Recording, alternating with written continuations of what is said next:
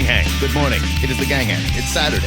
This is when Joe and myself, the host of the Two-Headed Nerd Comic Book Podcast, get together with our gang members, you guys, and we rap about stuff. You want to join us?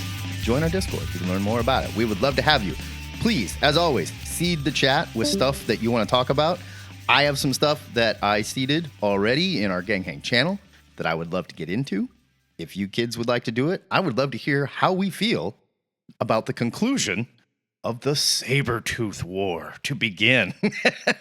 Boy. Well, I haven't read it yet, but I do have thoughts. Okay. Because, all right.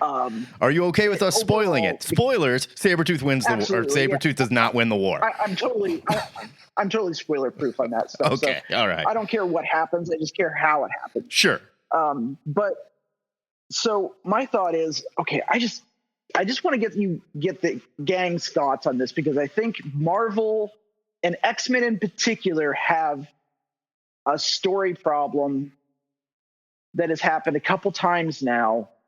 That is, I don't know how we get away from it, but every time there's a next big thing, whatever is currently happening suddenly doesn't matter anymore. Oh, I don't think that's just X-Men. I think that's continuity. And the way continuity and previews and the internet, like anymore, you know, like the second we learn the next creative team is coming, we're like, who gives a shit about this one? Unless it's celebrated, unless it's been incredible. And it's I think it's problematic, because I know I'm the guy who kind of gets a reputation for apologizing for a lot of stories that other people don't like. But sure. I honestly think if you go back and reread the arc right before Krakoa with Matthew Rosenberg, and reread it divorced from Waiting for Hickman, it's better than everyone remembers. I have no memory. I know Rosenberg did it. Exactly. I'm aware. I have no memory of what happened. It's the arc where Psyche has come back from the dead. They're all kind of on the run. He's kind of like, it's just like, basically it's just like he and Logan and like a handful of others, and they go on the offensive. And it's really, really cool. No, I like Rosenberg. He writes good comics. Yeah, and it's got. I don't know if I can go with JD on this journey, because I read all that stuff. And you did not like it. I don't remember it fondly, but I also know that he had a thankless job. Yeah. He had to write a fill-in run of a series that everybody in the know knew was going away, and getting a high-profile relaunch. Right. That's exactly what JD's talking about. He did what he could with what he had.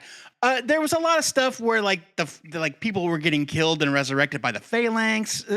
I don't know. Maybe I do need to revisit it, JD. Man, I have no memory. I think you do, because I think with reading it through Marvel Unlimited and having the time delay and everything, I kind of get away from the hype of things. And so I do get an opportunity to read things kind of divorced from the discourse, if you will. Sure. And I just thought it was, there were some really good Wolverine Logan interactions, especially them kind of reconciling after Schism and things like that. And it was just, I thought it was better than I had any right to be. Was it like, Claremont era, lauded? No, but it was good comics. Sure. It wasn't bad comics. I think that maybe going. Go ahead. Sorry, JD. I just was going to say that I think maybe going back to it now without the weight of expectation and knowing that it is essentially a limited series, or treating it as a standalone graphic novel, or however you need to make it happen. Yeah. Just reading it for what it is. Mm-hmm. That's probably a better experience than what I did, which was read it month to month, knowing that the writing was on the wall. Right, and that therein lies one of the major issues of what we're like the Sabertooth War and everything Krakoa right now. We're limping towards the end, right? And but the thing is, I think with this it's different, because Rosenberg came in and did a thing like, he was treading water maybe and telling just this little encapsulated story until something started. But Krakoa is literally going to hit the wall, stop, and then Brevoort, go. No one has that job this time. And so I think it's let's talk about Sabertooth War. I want to know your opinion because you guys heard us screaming about it. We have to. And I convinced Joe to give it a leave it. Brian, I know you were there. I know you lived through this. Your thoughts and feelings, not just Sabertooth War, maybe Ben Percy's run leading up to and ending with Sabertooth War. It made me look at the run kind of in general. It did start off really strong. It did. You know, like, and when you go back and like, it's like Adam Kubert doing some of the best work he's ever done in those first bunch of issues. Beautiful. Like the layout, the layouts are interesting, and his art is really great. And it's these two like dudes just like chugging away on like a quote unquote badass character. Like, right. They're doing their and fun I stuff. like that. The other guy that was drawing it, Gleb Melnikov, I think is his name. Yeah. Yeah. The guy that's not the one that drew Legion of Superheroes versus the Justice League, who has a similar name and a similarly forgettable career. But I liked his work on. I liked Gleb's work on Wolverine. I liked that arc where, like, with the auction house and stuff. I liked all that. Yeah, he's looking back at the beginning of Percy's run. The one thing I never knew I needed in Wolverine was the Big Lebowski. Yeah, the cop dude. He was great. Yeah, no, I love that guy. I love that guy. And I'll tell you what, I got to love him so much that I got pissed when it looked like he was going to bite it towards the end. Yeah. He got a happy ending. But thankfully he did. Yeah, he's all right. But Brian, a sort of happy ending. Brian, you were saying. Scott Godlewski is the guy who I was trying to recall. Oh, okay. In case anybody cares. Yeah, Sucks. He's not just like a C+ artist just there. The Wolverine War is so, it's 10 parts. It's too much. Yeah. It's I remember the first two issues because of all like the spelling the happy birthday and body parts. I think was that the end of the first issue or the second one. Like that was absurd. That's the end of the first chapter. That is how we started the war. That's what made it. That's what made us call it the goriest comic book we had ever read. Oh, it just up until that point. The artwork is so ugly, and the coloring is ugly, and like the inking is ugly. I agree. I agree. And then so that happens. I don't know how, like, I can't remember one or two. Then the next thing that I can think of is Wolverine has that asinine adamantium suit. And then that's at the end. That's the polar up. That's the complete ending. Bookends. That's what I mean. It's 10 parts. You got to sell more action figures. Apparently. It's body parts and then the suit at the end and then the whole and then, oh, by the way, the suit's magic. And then everybody's fine. Forge built a suit that somehow cured him of his powerless. It's like you get to the man. It's Forge put that suit on everybody that's been depowered. Right on everyone. Apparently, he's like, oh, I never thought about fixing that and that's only been my entire story. I'm sorry, the suit is only built for a 5-foot tall person. Right. Adamantium can't be adjusted. Yeah, get Jubilee in there, and that's about it. You get the two of them. You can't take you can't take it to a tailor and have him let it out. Right. And for adamantium, it's no luck. Being as expensive and heavy and hard to work with as it is, Marvel is lousy with it, and there are so many people that can do whatever they want with, like, anything you want. Adamantium filaments, adamantium bullets, adamantium armors. When we talked about, at a certain point, it may have been when we reviewed Wolverine 100, we talked about adamantium and how Wolverine lost it at adamantium and how he got the adamantium back. And at a certain point, I was researching, like, how did Wolverine get his adamantium back? Because it's not his adamantium. His adamantium is gone. The adamantium that was originally in his body, like, that's long gone. Oh, yeah. Magneto like, blew it into space or whatever. And the frigging roadmap of, like, you can track it like a CGC census. Like, who owned what? Like, the provenance of certain adamantium in the Marvel Universe. Like, well, because the second time Wolverine lost his adamantium and got it back, it actually came from Sabertooth's body, because Sabertooth had adamantium and it got removed by Apocalypse and blah. And it's just like the most ridiculous, convoluted bullshit. It's like, you guys have made this too difficult and also too cool. Let's steer back to the Sabertooth War. So I want to finish this. God, Brian, finish your thoughts on this. I was trying. Sorry, guys. I tried. It's hard because it's like a feeling and a look on my face of what are we doing? Yeah. Like, thank God that's over. Like there's members of X-Force and I don't know, like who cares? Yeah. And like we've got 25 like headless Sabertooth clones from different dimensions and they're all dead. Like it's such a mess of like I don't know. It's like it's not even like it had the same like incoherent nonsense as like DC Comics is like Metal, where it's like, it would be really cool. It's like it's not that cool, guys. It's not that cool. And I think Scott Snyder, again, very similar writer, where we were on board. Scott Snyder, we were like, yep. You're doing it, Scott. We really like what you're doing. And then it just got to a point where I don't know if he was done or he was over it or he was trying to get fired, but he was like, let's get wacky. But then also like, Scott Snyder, we know that you're capable of greatness because White Boat came out and it is amazing. Right. I mean, the guy's an incredible writer. It's like, what happened? What were you doing at DC? Like, guys, I got an idea.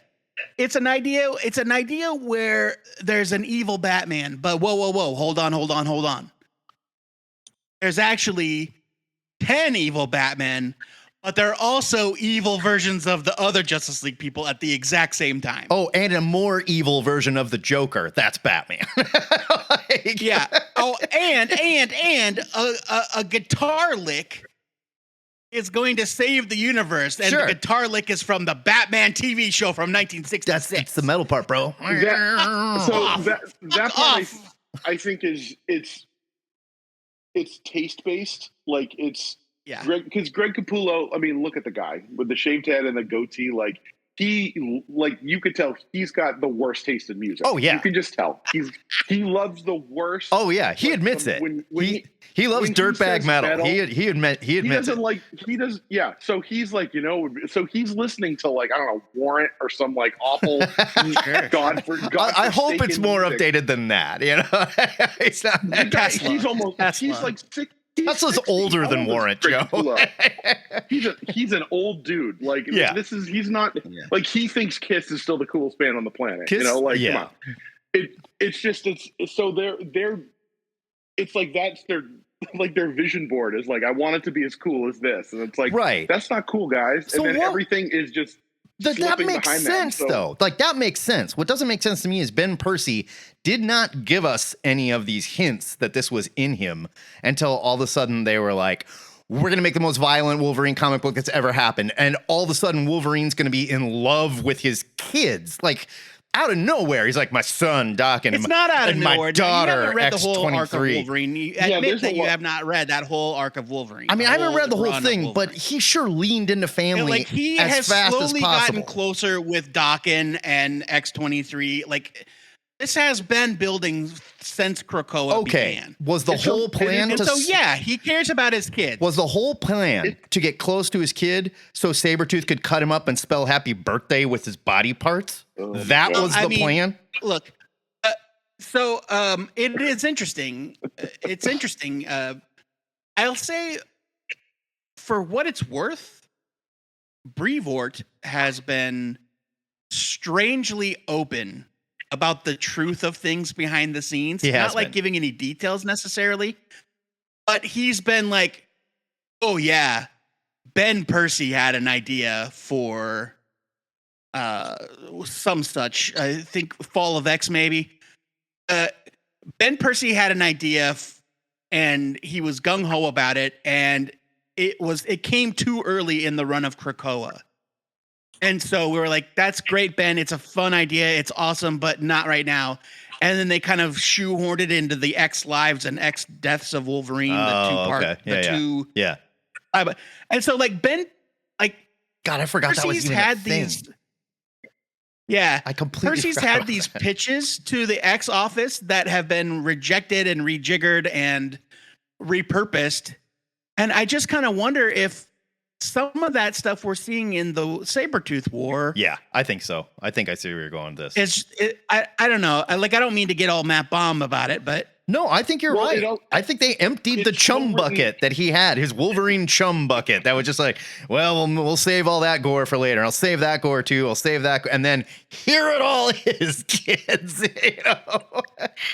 Well, yeah. And for the record, we called it the goriest comic from the big two we'd ever read, because obviously there was Avatar books and stuff where people had their dicks torn off on page. Right. Brian, finish your thought. I'm sorry. Yeah, it's co-written by Victor Gischler too, which is right. No, Victor Laval, the novelist. Yeah. So that's also like it's a diluted thing, right? Like it's not pure Percy. Yeah. Even on that level, I suppose. So you've got, and I think they said we wanted to end on number 50. So it's 10 parts, and we want, because why end it on 47? Right. We're gonna end on a round number. It's an anniversary, blah blah blah. And so I've got a counter. Ben, I've got a follow-up question. Why start it at 41? You want to end on 50? That's fine. Start it at 45. Oh God! Well, then we get no doubt. Then we get 5 parts would be just fine. Well, but they only had 6 months to do it in, right? Because of the end of the Krakoa. It's just it's well, it shipped bi-weekly though, didn't it? I think it did.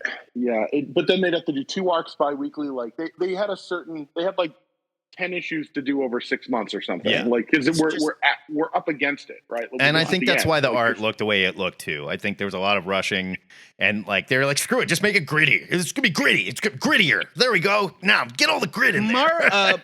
Marvel. For those of you old dudes in the audience, Marvel used to have a person that worked in the bullpen, and their job was like traffic manager.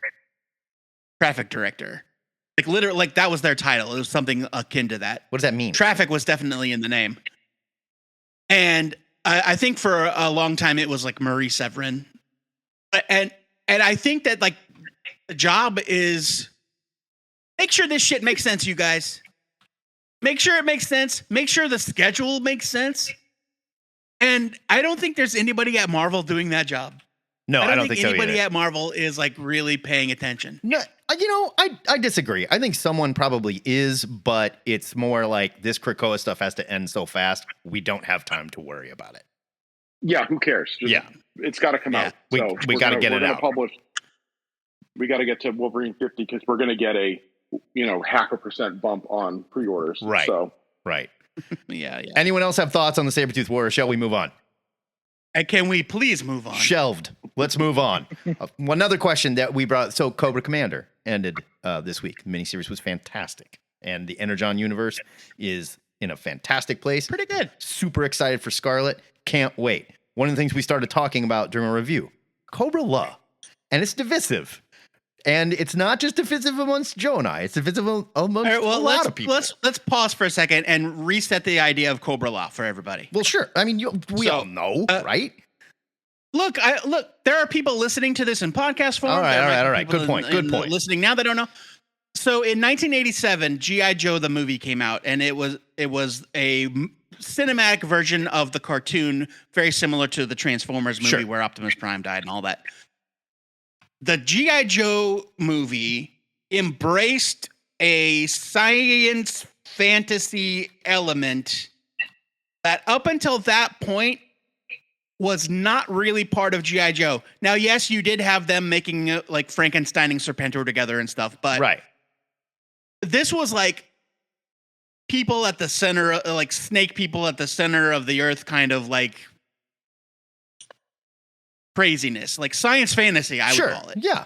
Burgess Meredith was the voice of Globulus. It's almost like Krakoa in that like all the technology was organic. Sure. They wore like their armor was actually like carapaces of creatures. They were snake monsters. Their leader Globulus was he had a fucking snake tail. Well, and they had a giant Batman that was their muscle nemesis enforcer. Right, and Serpentor was their idea to transferred to Cobra Commander, who was like, yeah, we'll do this thing and make Serpentor, and he's like, bringing back Cobra Law. I know all about it. It's my jam. I run the show around there. You guys are gonna love it. And Cobra Commander's like, wait, I'm in charge. So they've kind of flipped that. That's no. Yeah, they called him a failure and they kicked him out. Serpentor. Cobra Law is where Cobra Commander came from. Right. So it was really like he gets called back to Cobra Law, or Cobra Law's mad that he keeps screwing up. Sure. And he gets basically called to the principal's office, and there are these terrifying snake people with an army of mindless drones with huge scythes. And and that's G.I. Joe the movie. Yeah. And so Joshua Williamson brought it back in Cobra Commander, and my first instinct was, ugh. I don't know, Josh. Okay, so there we are. We got there. I've got a poll in the chat, and I just want to hear from you guys. Is Cobra Law cool or not? Are we okay with this in the Energon Universe? Do we like? Because I think, I was fine with it when I was a kid, the action figures or whatever. Later on, I was like, yeah, it's kind of silly, but I still love the action figures. They were really cool. And I think they kind of killed it in the Energon Universe. I think you kind of need this in the Energon Universe. But I want to hear from you jerks. Cobra Law, are we cool or not? I think you guys were right in your review of Cobra Commander 5 in the aspect that you need Cobra Law in order to make G.I. Joe and Cobra coexist with the Transformers. Yes. Otherwise, the power differential is so vast that it just doesn't make sense. And I think that in a shared universe where G.I. Joe and Cobra or G.I. Joe and Transformers are side by side, then Cobra Law does make sense. But in the terms of the cartoon at the time, that's not really what the cartoon was all about. The cartoon was about goofy supervillains doing goofy shit with cool guns and stuff. Yeah, Cobra Law. I haven't. Go ahead. Sorry. Go ahead. Damn it. I was just saying, I haven't read all of Cobra Commander yet, but I thought I remember hearing in another podcast where they were recapping that they did a tweak to Cobra Commander's origin, that he was human first and then was adopted by Cobra Law. Okay. Yes, that is correct. Yes. I kind of like that. I kind of like that concept. He was kind of taken in by Cobra Law and then raised up to a certain level of science guy, and then he was sent out in the world to do whatever, and he's like an outcast. Yeah, that's a good middle ground. As long as you're Cobra Law on your mom's side, then you're actually Cobra Law, but you can convert too. It's cool. Damon, what were you saying? Yeah. On one side. Damon, I'm sorry. What were you saying? Oh yeah, no, I'm sorry. All I was going to say was that Cobra Law to me, because I've pretty much consumed, I think, almost all G.I. Joe media, including the most horrible ones during the Fox Kids era. Oh yeah, when they came the G.I. Joe Ninja Force. Some of those G.I. Joe reboots were not good. The Eco Warriors and stuff. I mean, but here's the thing. I totally agree though with the assessment that Cobra Law is a good kind of, I wouldn't say necessary component, but it is a crucial one, what they're doing right now in the shared Energon universe. Yeah. Let's not kid ourselves. When it first came out in the original series, it was just supposed to be I think they were trying to do their G.I. Joe, I'm not G.I. Joe, Transformers, the movie thing, where they're like, oh no, we're going to drop a whole new lore thing and new action figures, and we're going to change the very concept of how you think about this franchise. Right. We didn't need Cobra Commander as a part of a weird ancient civilization, and they scar him and turn him into a snake, and it got kind of crazy. I remember being so excited to get the silver battle armor version of Cobra Commander, the toy. Hell yeah. And then the cartoon came out, and it's they turned him into a fucking snake man. And he's like, is a snake man under there? No. I never envisioned him, as a very young Damon didn't envision him as that at all. I don't think most people did. And for people that aren't Damon, he actually was devolving the entire time. Yeah. And by the time the original run of G.I. Joe ended on TV, he was a snake. Yeah, he was a full-on An snake. actual snake. Yeah, he like slithered away. Remember, it's like Snake Eyes sets him down. It's like, slithered out of his gross. armor. And he's like, he saved Falcon. Serpentor threw like Roadblock?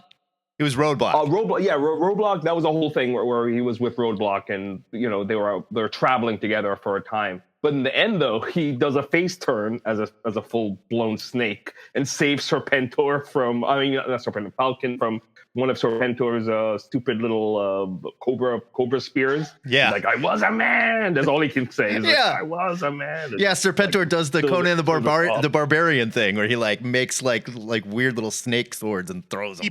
He's got those snakes on his shoulders that he can yank off and turn them into spears, and he kills Duke with one in G.I. Joe the movie. Yeah, man. Cobra Well, Law they didn't attack. though, because they completely like chickened out. It gets at the end. better. But that's a whole what, other story. that's what they're going to use to fight the But- Decepticons. Obviously, they're going to shoot snakes at them. It's going to be rad. On that topic, by the way, I just wanted to mention one thing. He in the I think it was the Deke era cartoon, which was right after the movie, which was not good. But they basically do reverse Cobra Commander's condition. By the way, he does come back in the thread armor at some point. Yeah, they brought him Nice. back. He was feeling much better afterwards. So Yeah, correct. Yeah, they evolved him again, but they did a very half-assed take of the Civil War thing with Fred being one of the fake Cobra Commander for a bit. yeah, And he even had a different voice. It was bizarre. But anyway. I can't believe I'm the only vote for Nah in the chat. Yeah, I think Only vote for Nah. I don't know. I think it was a dumb idea. So I was reading up on it, and this guy that his name was like Buddy Dixon, and he was one of the guys that was like writing the cartoon, like the main writer on it. And Hasbro came to him, and they were like, "Do this."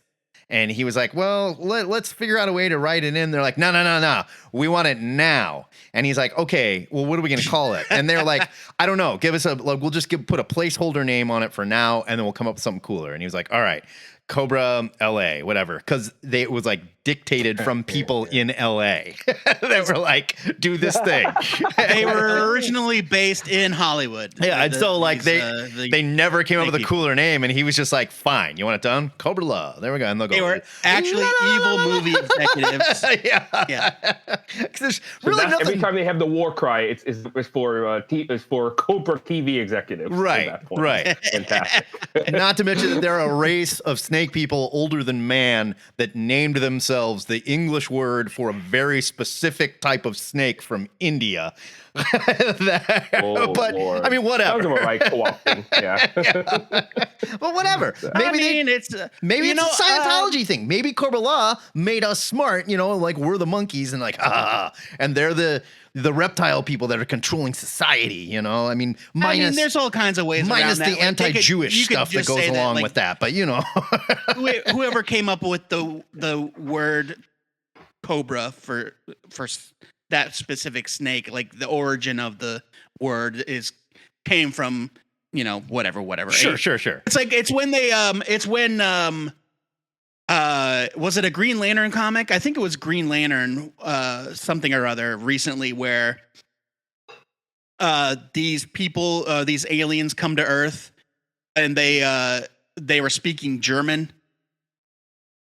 And maybe it was Jeff Johnson's Green Lantern. I don't remember. Anyway, there was these aliens came to Earth, and they were like speaking German, and everyone's like, what the fuck? Why are you speaking German? And the aliens were like, well, where do you think the Germans got it? Hey-oh. I mean, sure. I mean, and that kind of thing is fun. It's like, yeah, fine, do that. Yeah. That's what they heard something that sounded like Cobra somewhere along the line. It came from whatever. Yeah. But I think the idea of it is fun. Oh, go ahead, JD. That's funny that Cobra Law was a placeholder, because I always thought it was a take on Shangri-La.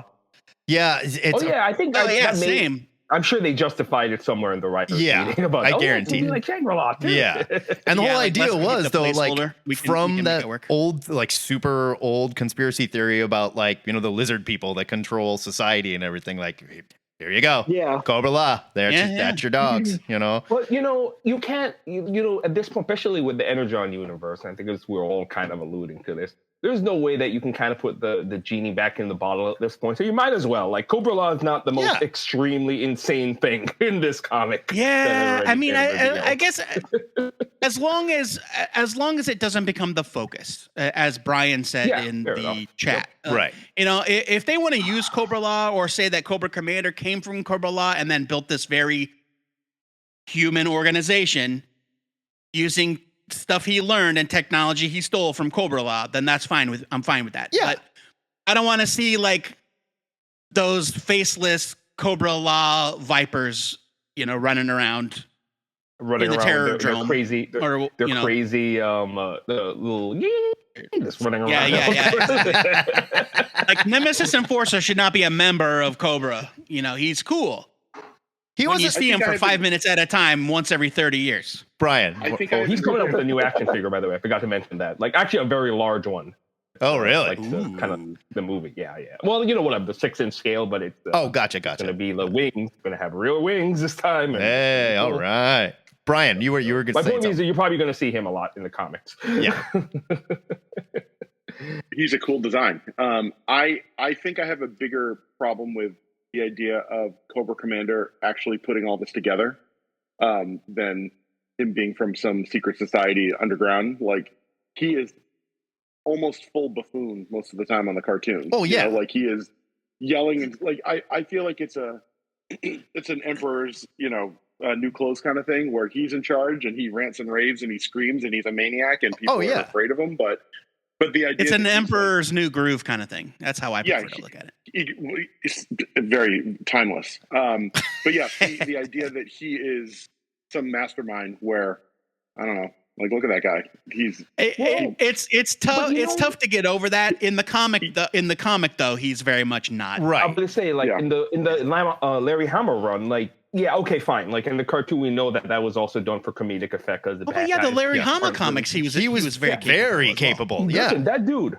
Was it the end of the Civil War where he like threw all of his the people who were fighting in the Civil War, because obviously Serpentor lost because he got killed by Zartan. Right. He threw the people that were against him into a dumpster and just left them to like rot. Like, he buried them under like a whole bunch of them did die, actually. I mean, hey, in that one, including I think the first incarnation of Mind Man. I mean, he's a devious fuck, like in the Larry Hama version. So that's the one that I always think of, like, you know, it's not to say Cobra Commander can't be like a capable villain. He certainly can in a lot of the media, even more recent ones. Some of the Double D stuff. I mean, he's pretty deadly as well. So, yeah. You know, well, and you know, in the Larry Hama stuff, that character development started before Cobra Law was introduced in the cartoon.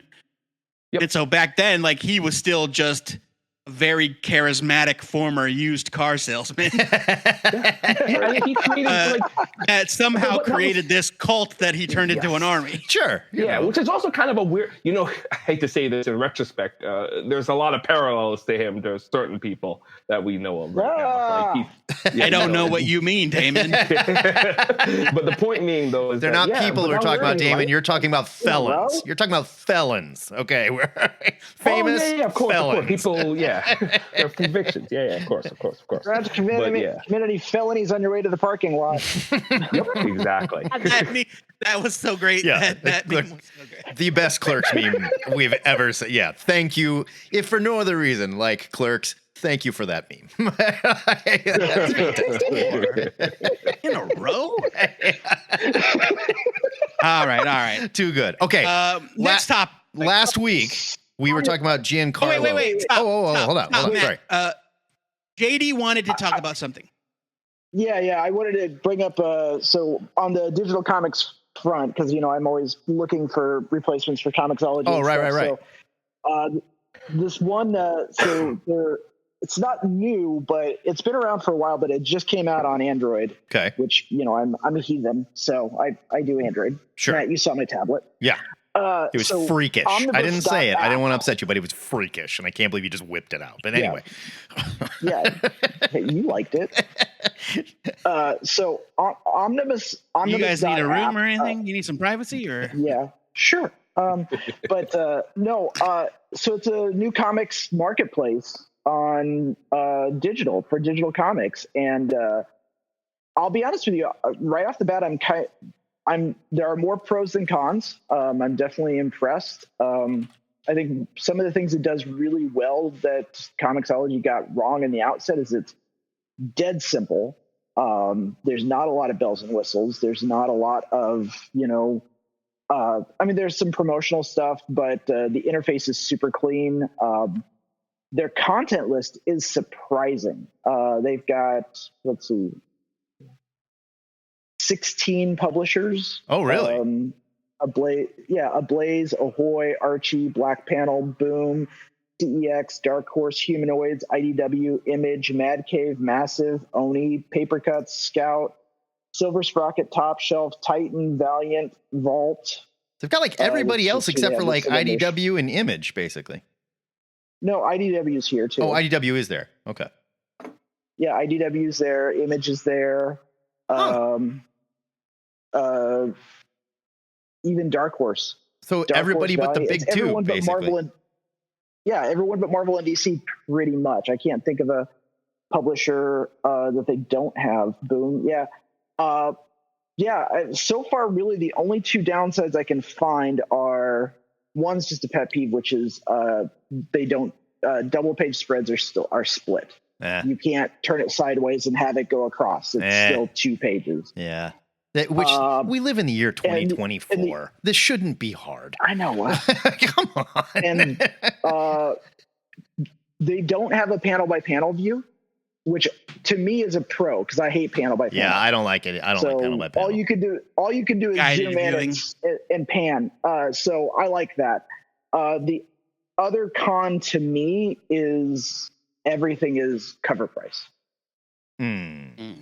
Yeah. Everything is straight up cover price. Yeah. I have seen some indications of some like reduced pricing or sales on some things, but I think that's all set by the publisher, which is a good thing. The only other problem I have with it is there's very little transparency or information on like how it works on the back end financially, as far as like when I pay, who's getting paid. Yeah, when I pay $29.99 for the Bloodshot Classic Collection, where does that $30 go? Right.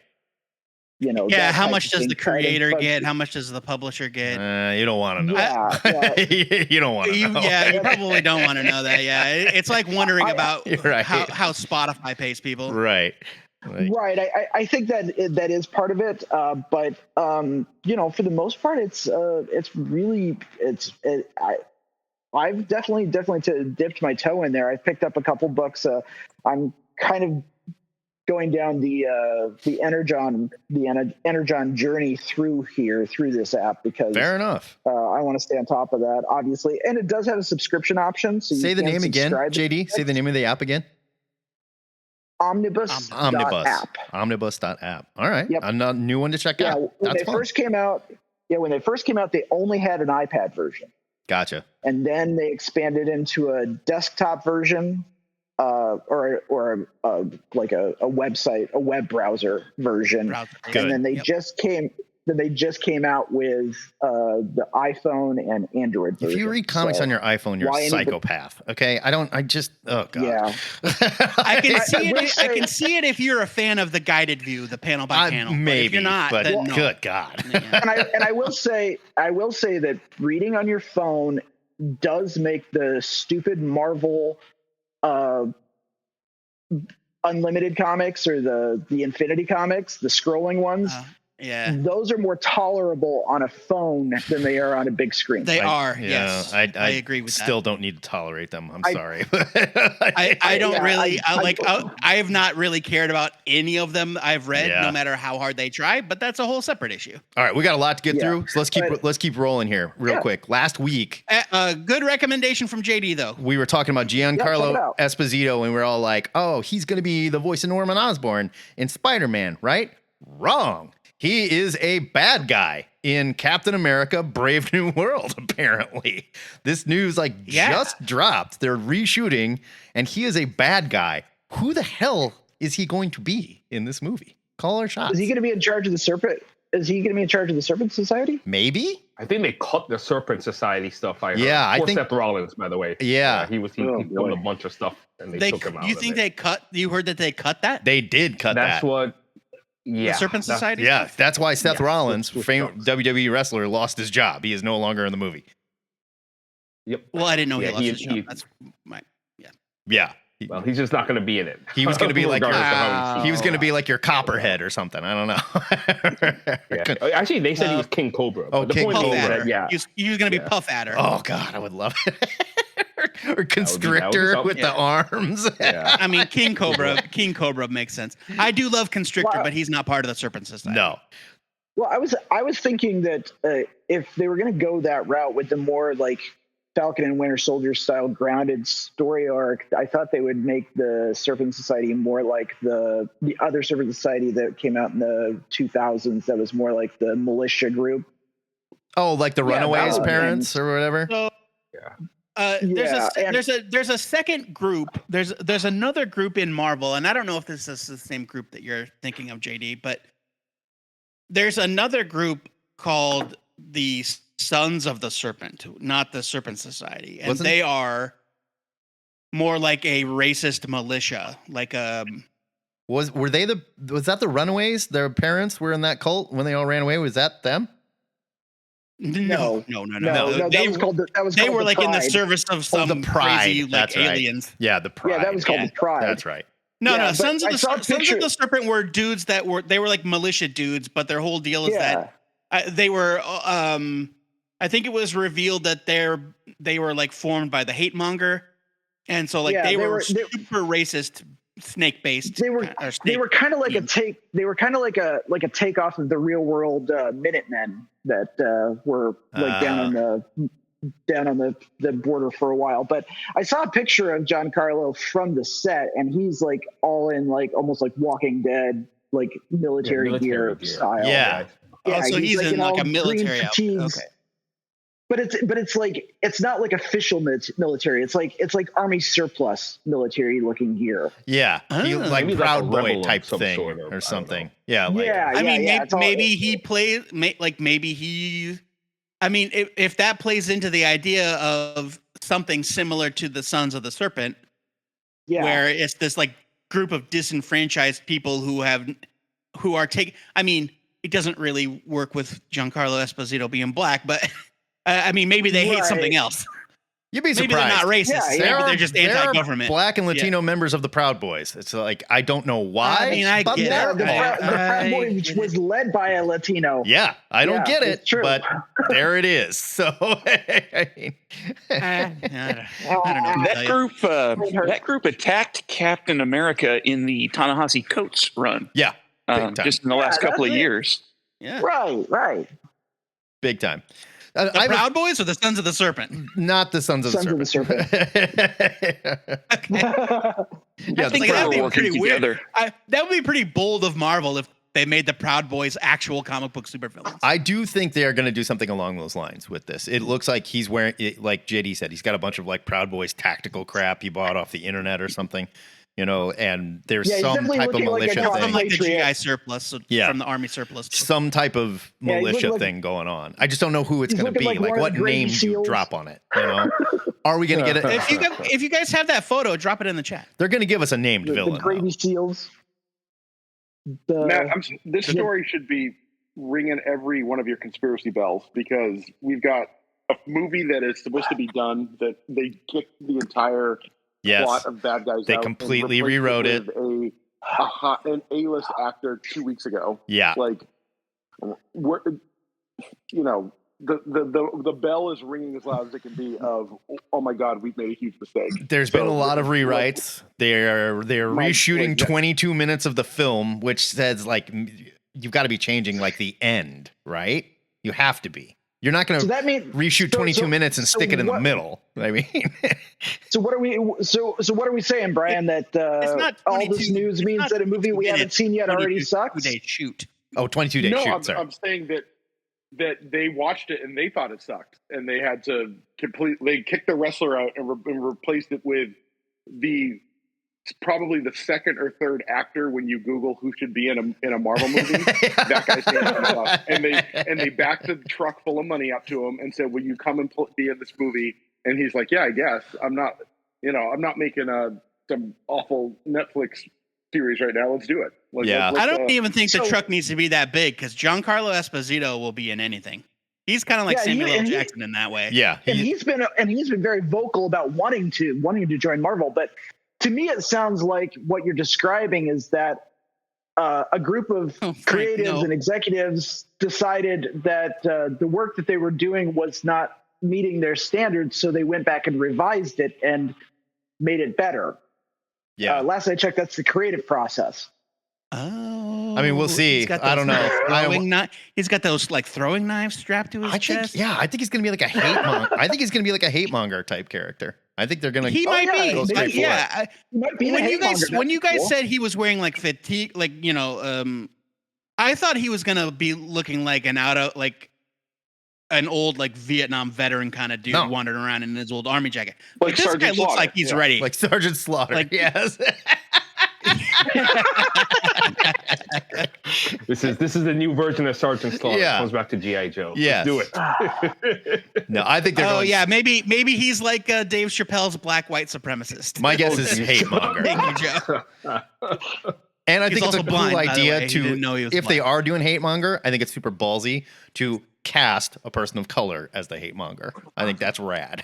You don't get to own it anymore, shitheads. Yeah, I don't know. I don't know if I mean hate monger would be an unexpected choice for sure. I think that they can come out. I think that there are plenty of like anti-government groups that aren't being used in the Marvel in the MCU that they can take from comics. Well, sure, but I mean, one thing that is important too that I think he himself said is that his role, whatever it is, I don't think it could be the hate monger, but he did say it's going to be in a series as well after at least at this moment. I heard that as well. I did hear that. Yeah. I'm just wondering, like, I also think we're getting kind of trolled a little bit. Like, I think he's going to start off as this character, but he's going to become somebody theoretically. Maybe. Who might be. Famous. But then again, MCU also hasn't been like great in creative choices of like, certain characters that they end up, this guy is going to be a big deal. And hope it's not one of those theories that he says, we're going to make this small time character to a big deal because we have a big actor in. Joe Reynolds is stirring the pot in the chat. He thinks he's going to be Mephisto. Totally. Oh. Yeah. No. Yeah. Totally. Now there is a character. That actually doesn't suck as casting, but that's I don't true. think they're going to do it. There's a character that I think he was in Immortal Hulk, I think a lot for sure, but I think maybe also before that during like the Red Hulk era, who was like this black he was like a general, but he worked for the villains. He like hunted the Hulk and stuff. Oh, I remember him. He was like a general kind of guy, and he would fit this. He would kind of fit that mold. I don't think Marvel can resist going for a big name Cap villain because they love to drop the names and then. I mean, I don't know, dude. They made an Eternals movie, so they did make an Eternals movie. I will give you that. True. They also learned from that. They learned from that mistake as well. So. We hope. Or they better. I don't know. I don't know if they did. Yeah, the jury does remain out on that. Yeah, I suppose that's true. We're not getting any more, so we know that. That's true. Somebody else brought it up in the chat. I don't remember who it was, but other casting, Charlie Hunnam is going to be the star of an Amazon criminal show based on the Brubaker and Phillips comics. And it's just too bad that they, I don't think Hunnam's ever done anything where he was kind of an outlaw or a bad guy, I mean, the Google casting machine had a lot of work this week, is what we're saying. Yes. Yeah. I mean, like, they could literally just cast his character from Sons of Anarchy in this show. Like, he didn't die in the end. I know that I'm probably in the minority, and I will, to be perfectly fair, full disclosure, I never watched Sons of Anarchy. I'm not a fan of Charlie Hunnam. I loved Sons of Anarchy. I haven't really seen anything with him that I've liked him in. Sons Like of I Anarchy kind of is his best I work, like the guy from easily. Logan better. Okay, no, he's like time out. a more sinister Charlie. Sons of Hunnam. Anarchy is Give the Sons of Anarchy a go. Sons of Anarchy is excellent, and it's the only good thing that Hunnam has been in. So, I understand. I Yeah. understand. Oh no, he was in Pacific Rim, right? yeah, Yes, Wasn't he the was. lead That's in what I was about to say. Pacific That's, Rim? very unmemorable, but he was the main character. yeah. Well, right. He's I don't in- remember anything. The only people I remember in Pacific Rim are Idris Elba and Charlie Day. Yes. Oh, and Ron Perlman.